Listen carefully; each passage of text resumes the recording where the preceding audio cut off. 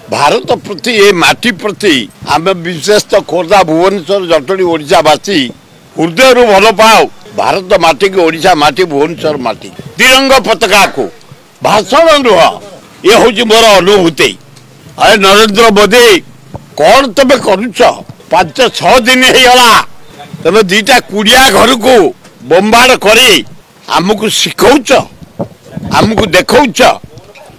गला थर 13 दिन पर बालाकोट रे पाकिस्तान 350 जन सोल्जर को मारिल आमे तुमको पूजा कलु साकु तुमको निरीह लोक जानी ना किसी पृथ्वी गार्डन काश्मीर टूरिस्ट मैंने सारा पृथ्वी आसती मु बारंबार जाइए।